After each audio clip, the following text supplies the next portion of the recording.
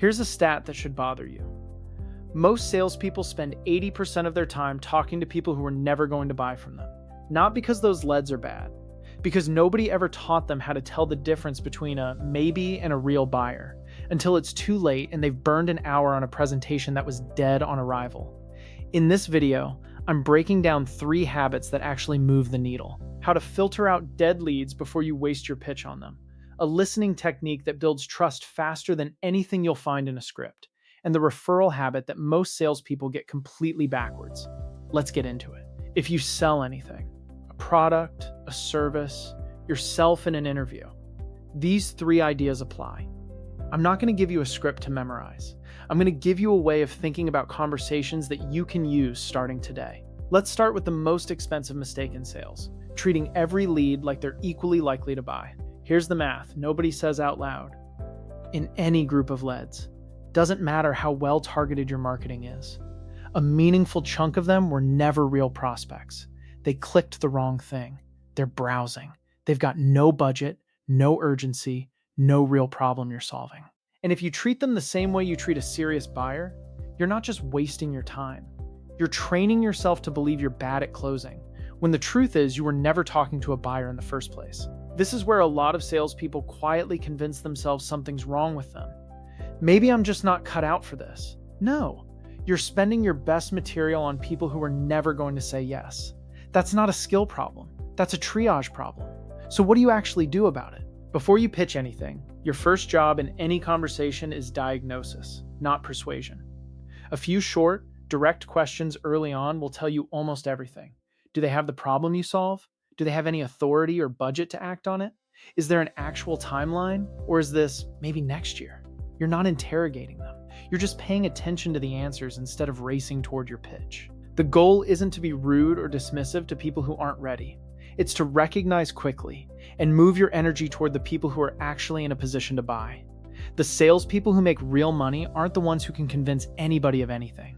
They're the ones who get good at finding the people who are already close to yes and removing the friction that's stopping them. Filter first, pitch second. That single reordering will change your numbers more than any closing line ever will. Now here's the part almost everyone gets wrong, even the ones who understand the filtering piece. There's a huge difference between listening to figure out if someone's a buyer and listening in a way that actually makes them trust you.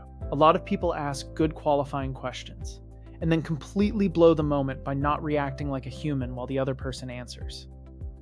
Think about the last time you talked to someone who was clearly just waiting for their turn to speak. You could feel it. They nodded, but their eyes were somewhere else. That's what most qualifying calls sound like from the other side, even when the questions themselves are fine. Here's the fix, and it's almost embarrassingly simple. React. Out loud. In real time. When someone tells you something, where they're from, what they do, what's frustrating them about their current situation, respond like an actual person would, not a script. A genuine, oh, that makes sense, or wait, how long has that been going on? This isn't a trick, and it isn't manipulation. It's just the bare minimum of what makes a conversation feel like a conversation instead of an interview. 2 things happen when you do this well. First, people tell you more. When someone feels heard, they naturally keep talking, and they go deeper.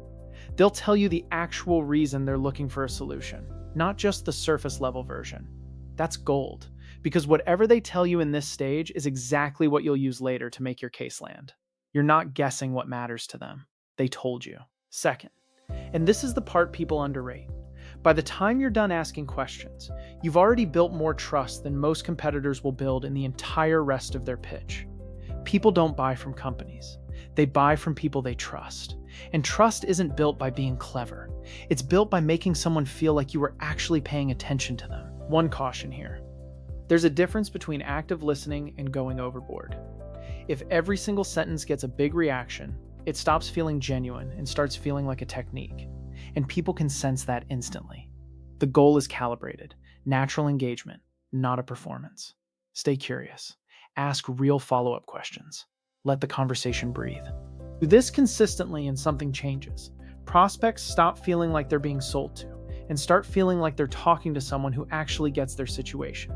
That shift alone will get you further than any objection handling trick. Last one, and this is the habit that compounds your entire business if you get it right. Most sales advice tells you to wait for referrals. Give it time. Let the customer experience the value first. Don't ask too soon. It sounds reasonable. It's also backwards. The moment right after someone says yes is the single highest trust moment you will ever have with that person. They just made a decision, they feel good about it, and they feel good about you. That trust is at its peak right now, not in 3 weeks, not after the onboarding call. Waiting means asking for a referral once that peak has already started to fade, replaced by the normal friction of actually using whatever they bought.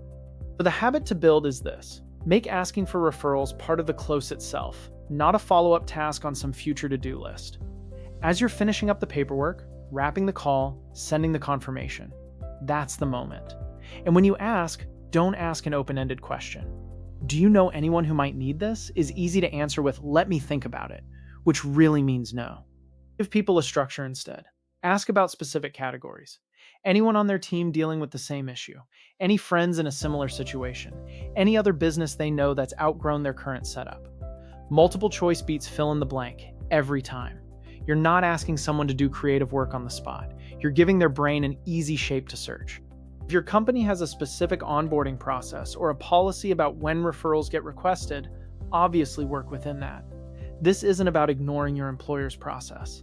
But if you have any control over the timing at all, the earlier you build this into your close, the more referrals you'll generate, full stop. Here's the bigger mindset shift. Stop thinking of the sale as the finish line. It's the start of a relationship that, if you handle it right, pays you multiple times. Repeat business, referrals, and a reputation that starts doing part of your prospecting for you. So, to recap, filter before you pitch. Stop spending your best energy on people who are never buying. Listen like a human, not a script. It builds trust faster than any closing technique. Ask for referrals at the moment of highest trust, right when you close, not weeks later. None of these require a personality transplant. They're habits. Pick one, use it on your very next call, and you'll feel the difference immediately. If this was useful, subscribe. I break down one real, usable sales concept like this every week, and drop a comment. Which of these 3 are you the worst at right now? I read all of them. See you in the next one.